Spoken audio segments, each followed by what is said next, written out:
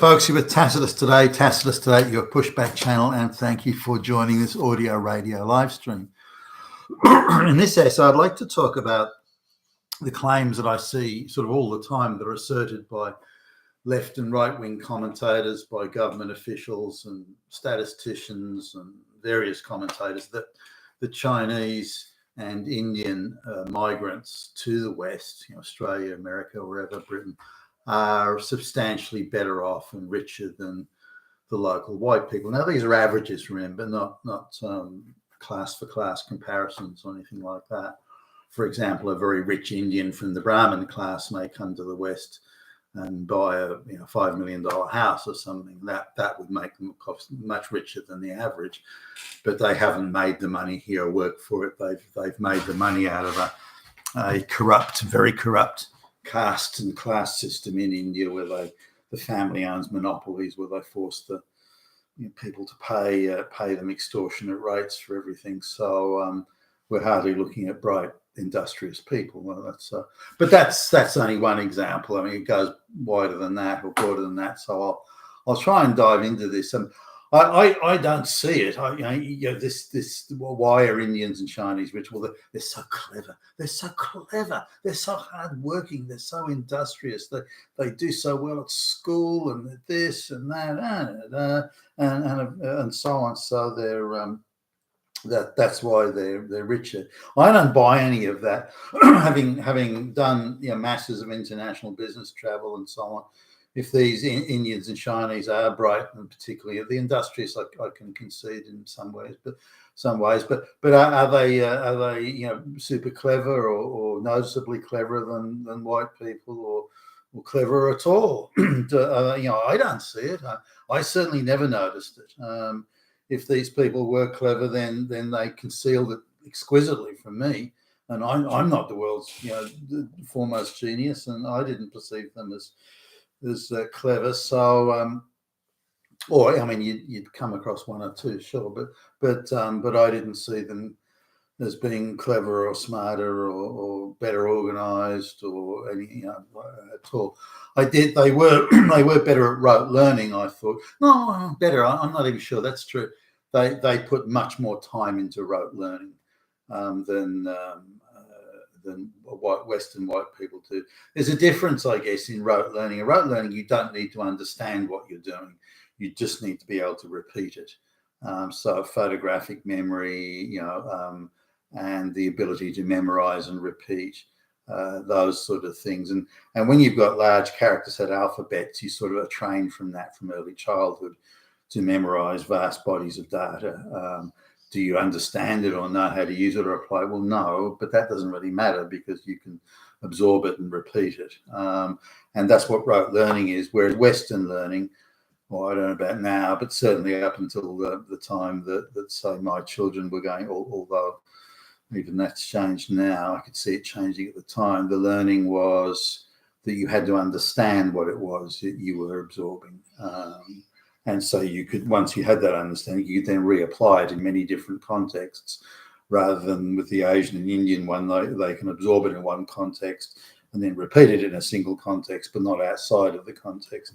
So, well, certainly that was my experience in dealing with Indians and Chinese and also other Asian cultures. There was an incredibly narrow field of understanding, even though the information they had could be extensive. Nonetheless, I didn't see this brightness at all. So now, in people coming to the West, the initially at least the dirt poor peasants that couldn't afford sort of a bus ticket to go around the corner, they weren't the first ones to leave, say, the Indian subcontinent to go to Britain or Australia. There was what you would call the mobile middle class, as much as were permitted or possible under British rule in the Indian subcontinent. So they came to the West, and they would have been a cut above the illiterate peasant. They all spoke English and so on. So given that the average white earnings and wealth is held down again, we're talking averages here, is held down by the heavy tail of poor people in the West, because we've got a high proportion of poor white people here, whereas if you go to India, they've got a high proportion of poor brown people. So those people were coming to the West and were doing okay for themselves. I just want to sort of mention a few things, or put a few sort of stories out there. A guy I knew who owned a few coffee shops, cafes, and he wanted to expand and get in some other things, and so he wanted to take on a partner that would, if you like, buy 50% of the business, of the cafe business. And he surprised me one day saying he'd been approached by some Chinese guy who could barely speak English, very peasant-like behaviour, but this Chinese guy was offering far and above what any sane person would if they examined the books, if they examined the accounts of this cafe business. And this Chinese guy was putting down more than double what you could reasonably expect to get. So whilst he had concerns about where it might lead, he nonetheless, there was so much money on the table, he thought, I just can't turn it down. So he took the money, and then the Chinese guy comes in and then says, look, don't worry about hiring people sort of normally. I can get all the people, I'll make the payroll, the cost of payroll disappear in effect. And so the Chinese guy starts bringing in this, the illiterate Chinese peasants using labour hire scams, using skilled labour scams, all sorts of scams are going. I mean, outrageous levels of corruption going on, just to bring out these workers. And these workers were, they worked them. He started opening earlier and closing later, and using. So these people will be working, 12, 14 hours a day, and they'd have like 1.5 hour break, and this sort of thing. If you wanted to go to the toilet, you had to get permission. No, not now. We're too busy, and so these people were effectively slaves. These peasants from the interior. Maybe they'd never had a job before. Maybe they'd only ever worked as a subsistence peasant farmer or something. But anyway, and so he replaced all the local white people with these scam labour, and so this guy's guy I knew, he watched the payroll sort of dwindle away to nothing. This Chinese guy also was associated with people who had interests in real estate investment, so they put all these peasants, and I've mentioned this in many videos before, put all these peasants in the real estate they owned, so they could claim various tax scams on that real estate, and then they would claim that the workers were getting paid the proper wage. It was just packaged up with food and accommodation. So effectively, these people were given $100 a week spending money, and even that they were told they had to spend it at Chinese-owned businesses. They couldn't just rando spend it wherever they wanted. And if there's anything they did want, food and things like that, and anything at all, it would be either supplied to them, or they would be told where they had to go and where they had to buy it. Who to ask for. You have to ask for Mr. Chin Wong there, and this. So it was a very, very controlled, very corrupt, and we have to understand that China and India are horribly corrupt. India is corruption doesn't even begin to describe what it's like to do business in India. Everything's corruption, which gives the rich people a huge advantage because they can bribe anyone they want, or pick up the phone and say, hey, this public servant isn't doing what I want. Tell him he's lost his job, and so on. So it's an incredibly corrupt country. And by the way, given the masses of Chinese and Indians that are coming to the West, instead of them being converted to the Western way of very low level corruption or not much corruption, instead the reverse is happening in the West. The amount of corruption is increasing out of sight. So they're bringing their corrupt habits with them to the West, and they're corrupting us rather than us making them less corrupt. So, so looking at the coming back to this wealth thing, that's just one example there of how we may sort of view wealth, and how the Chinese, the Indians have become quite expert at exploiting um, tax and investment and labour hire scam loopholes that aren't open or available to a local sort of Western business owner, and I think that makes a huge difference to the Chinese guy that has the restaurant. He doesn't have a labour. Effectively, the labour cost is zero, given how they, or for the Indian business for that matter, they may have one token white person there to make it look good, but aside from that, even that's rare. Aside from that, they have no payroll costs. And now, if you're in a service-intensive business like a cafe or a restaurant and so on, if you can reduce your labour cost effectively to zero, then you can have a viable business even on quite ordinary sales. And even if the amount of customers goes down, you can still be doing all right if you have no labour cost. Similarly, where they buy their food and supplies from another Chinese-owned business, and it also has no labour costs and so on. So they can round robin the whole show between themselves, making their little racial clique richer, but only because they're evading tax, bringing out peasant slave labour from their own country and so on. But people that don't speak a word of English, by the way. So now coming to look at the this idea of Indian business, or these businesses generally, or Indians generally doing well.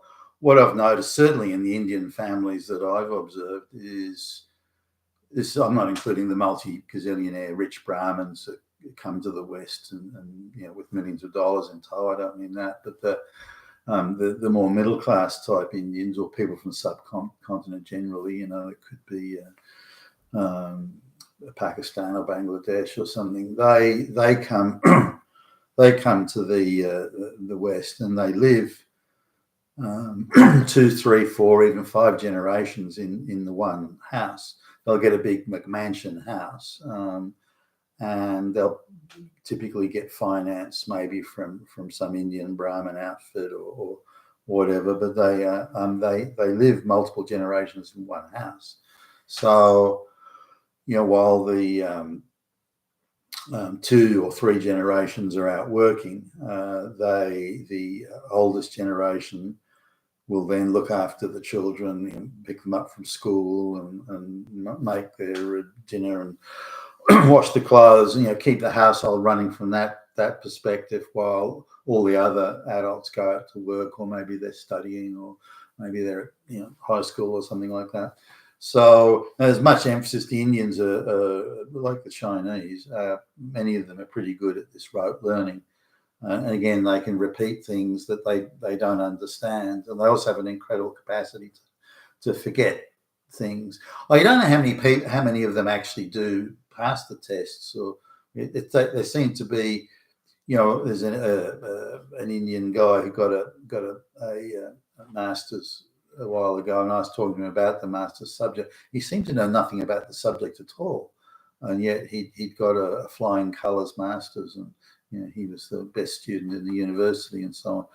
Yet he seemed to know nothing about it. That surprised me, and I even said to him, I said, you've only finished the thing less than a year ago, and already you've forgotten. I just, if I don't need something, I just forget all about it. I don't know. I can't remember. But just the nature of his evasiveness there suggested that he never did pass it in the first place. Maybe he got an affirmative action pass, but he seemed to know nothing about the subject that he just got a top drawer master's qualification on. But there you go. Now, I found that with other Indians, also Indians that I've hired, who are supposed to be PhDs in computer science and experts in coding and this and that language, and because they're so well qualified, or on paper at least appear to be, and they're pleasant, chatty, they're Brahmins, and they've got this very Socratic sort of chatty philosophical way of talking, which I find enjoyable. And so they seem to be cultured and sophisticated. They've got all these degrees and fucking PhDs, And so they're not asking for crazy money. Saying, okay, I'll give you a go. And then a few weeks later, they haven't cut a single line of code. And I've got to say, hey, buddy, and then they get outraged because they're Brahmins and I'm not a Brahmin. So they, well, you've got the right to question me. I'm a Brahmin. My social status is such that you can't question me. Well, I am fucking questioning you. You've got a job to do and you're being paid to do it. So I want to see you cut some code here in front of me now, and they can't do it. And so you got to say, well, hey, buddy, you got to. Now they in turn say, well, look, you hired me because of my social status. Sure, I've got PhD listed there, but that only gives you an excuse to hire me. Doesn't mean I've got a PhD. Doesn't mean I really went to college to study, university to study this and so on. So, so the upper class, they have an attitude of degrees are a status symbol, not a testament to how hard they worked or studied or how much they hit the books or something. So they view it as a social status symbol, not as indicative of anything else. And people of their class always swan around with PhDs because that's kind of how it is. So anyway, I don't come across these bright, hardworking, genius Indians or Chinese. I'm sure they exist. There must be some. I mean, we're talking between China and India together, they've got like over 3 billion people. So there's got to be some geniuses among that lot. Got to be. But just I never get to meet them. Maybe they see me coming and duck around the corner or something. But anyway, this idea that they're particularly hardworking or industrious or clever or this or that, I don't buy any of that. I certainly don't see it. Now, on the other side, particularly in government jobs, I've noticed Indians in particular are walking pretty much straight off the plane or straight off the boat into a government job. I mean, their feet are barely touching the ground. Now, this suggests that they're being given a job in advance. They're being effectively sponsored to come to Australia by the government. So, okay, we've got a job for you. You can walk straight into these jobs. And also businesses that are dependent on government contracts. I find that they're giving Indians job or Asians, but particularly Indians, I'm noticing, being given Indians jobs, again, as sponsored skilled migrants.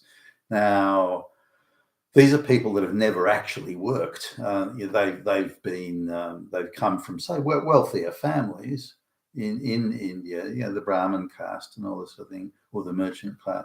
They've come from wealthier families, but they've never actually worked. They've just been socialite uni students. Then they've joined the family business with some title, but there was always a flunky or a stooge to actually do the work while they swanned around as the socially superior sort of hanger-on, and then they come to Australia. So they, whenever I've sort of encountered them when they're fairly new, it's obvious that they haven't got a fucking clue. They have never worked a day in their lives. They're not qualified in anything their degree claims that they are. So they're total frauds in my view, but they go into these jobs and they just swan, they're just shoehorned straight into them.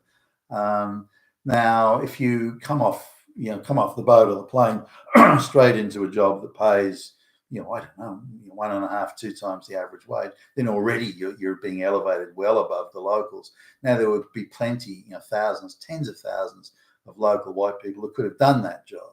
So we're talking about white people being replaced by brown and not so much black, more brown people, by brown people. And the government is playing a big role in this, in giving these people public service positions, but also strong arming suppliers to government to give jobs to these Indians. Even locally born Indians could have done those jobs, but even they're passed over for importing someone who isn't needed, who isn't wanted, brings nothing, has no skills. But this artificially inflates the income of Indians and Chinese that are treated with such affirmative action kid gloves. They don't have to earn this. They don't have to sit in an interview process, in a merit-based interview process, proving that they're the best person for the job. Quite the opposite. They're gifted the fucking job, even before they've arrived in the country, for goodness sakes. But Coming back to the earlier issue of multiple generations living in the one house, this is very efficient in terms of costs. You can cook for, there may be 15, 20 people in the house or something, maybe like 6-7 bedroom house, but you can cook for 20 people, and that's still one pass at the granny's doing the cooking. One of the generations, the granny's doing the cooking. So it's still one pass at the cooking, one lot of ingredients, one lot of effort and energy and time consumed, and maybe someone's coming back later from a night job, and you can put that in the fridge. Also they use multiple aliases and names to, again, avoid taxation. This is a huge scam where they'll call themselves all these different names so they can have 5 different jobs.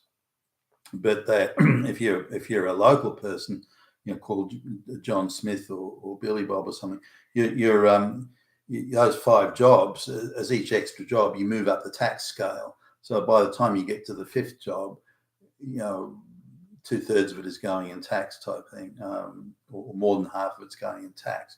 Whereas the Indians and the Chinese, in a scam that's so frequent, I don't know why the government doesn't crack down on it. They'll use different names and aliases, and there'll be 5 different people for the 5 different jobs they do. So they can they pay 0 tax on each job because it falls under the tax threshold. So they could be making 1.5, 2 times the average wage, but not paying a nickel in tax, because supposedly they're 5 people rather than the one. So through these various scams and so on, that's also a tax avoidance thing. Now, this multi-generation living, I think it's going to be the future for everyone in the West or the world over, and it's something the Indians and the people from the poorer countries are used to. It's just a more efficient way of living in terms of use of resources. Because you have multiple households, then you have to multiply the amount of resources, because you have to spread those resources over multiple households. Whereas if everyone's in the one household, then the per capita income for everyone in that household in proportion increases. So it makes the people appear richer because they're not paying 5 separate mortgages or 5 separate rents, or they don't have 5 separate lots of kitchen utensils and all that sort of stuff. So that spreading that cost over multiple generations, one cost but over multiple generations, is a much more efficient way of living. So per capita, they'd be looking much wealthier than, say, Western people that still tend to live, although it's changing, I think. Now, the other thing is for students. It's not hard to notice that the Chinese and the Indians are quite happy to live 15 or 20 people to a 2-bedroom apartment. And for the rural dirt poor peasants that are brought in, and many of them are the workers, the coolies are brought in, this makes a huge difference to them. They still live 15 or 20 to a small shack where they come from, but they've got no running water, electricity, and flushing toilets. So they get all these extra mod cons and high-tech shit that they could only dream of where they came from. And if they live 15 or 20 to 2-bedroom apartments, it's kind of not really that much different from what they had in terms of the amount of space per person. And certainly when I've been to those sort of places, I was shocked in some of the third world countries how if you look at, say, you go camping and you're in a tent, and there's the tent's pretty compact, and you're there with some buddies, and there's like 4 of you in one tent. It's like you're really packed in like sardines. But imagine that you lived that way all the time, all your life. You do nothing different other than that. This is the same sort of thing. So they live like sardines, packed in like sardines. 10 of them sort of in sleeping bags on the fucking lounge room floor, and bunk beds in the bedrooms. So they live like that, and that's how it is. But again, they're able to amortize the cost of the money they bring in the door. There's a lot more income earners per household than there is costs. So they can amortize that cost over many income earners. This also makes a big difference to how they may appear in terms of per capita wealth.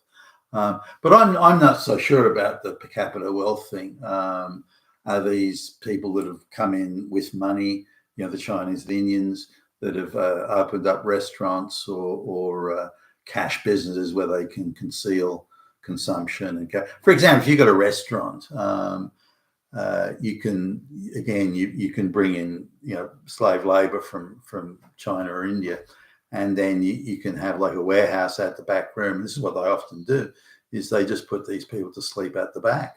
They don't have any accommodation. They just have to sleep on the floor in sleeping bags or on mattresses or whatever out in the storeroom. So they've got no labour cost. They don't have to pay for accommodation for these people, and they just eat the food that the restaurant prepares anyway, which then becomes effectively a direct tax deduction.